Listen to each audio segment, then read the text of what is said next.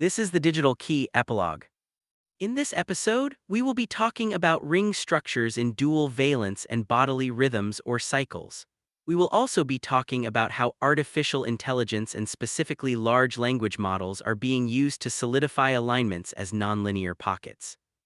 To start out in Season 3, Chapter 8 of the Digital Key, we talked about ring structures in dual valence. We gave an example of a 16-structure ring with 9 digital structures and 7 analog. This ring structure engages 9 impulses within these 16 structures representing 9 digital streams. In dual valence, all those streams travel through the same structure member. But as that ring breaks dual valence, these streams split off into other subjects. That is, each nonlinear intersection which brings a structure out of dual valence splits a stream into a new structure member. That is, we observe that the new structure member is within a space with a distinct and faster arrow of time than the original structure member. Now what we notice is that in order for this 9-digital ring structure to remain in dual valence, assuming we start with impulse 1 in the first digital structure and impulse 2 in the second digital structure and so on and so forth, we see that only the even impulses will be affirmed in the first dual valence arrangement. When these structures are flipped in the reverse arrangement, only the odd impulses will be in affirmation.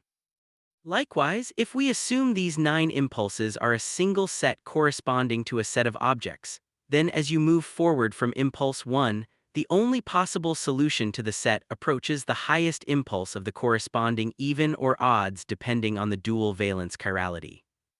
Thus, we see that once in dual valence there is a movement or cycle to the arrangement which suggests the highest integer even or odd impulse as the set which solves the 16-structure ring.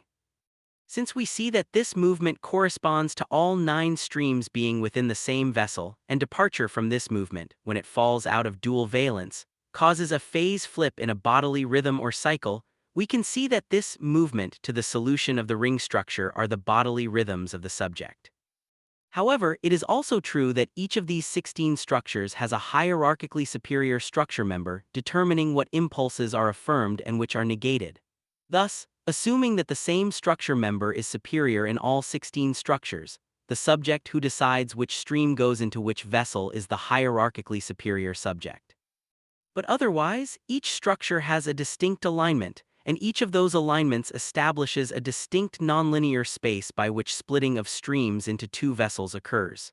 These pockets of nonlinearity are delimited by the alignment of the hierarchically superior above them. So what makes sublimation and verbalization different? Sublimation and verbalization within infinite recursion causes nonlinear intersections unbounded by hierarchical alignment. This means that the artifact of sublimation attracts aligned subjects out of their hierarchical alignment. This occurs due to the extrusive nature of the impulses produced by the sublimator. During the dialectical degeneration, these extrusive impulses are quantized by the realignment according to hierarchy of all other subjects.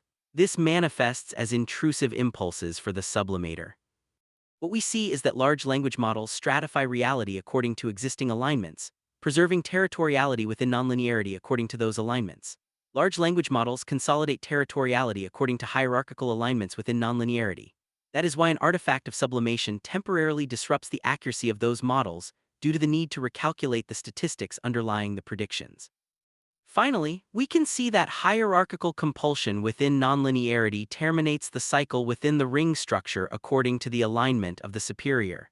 This is why we see a phase flip in a bodily rhythm or cycle within a sublimator preventing infinite recursion.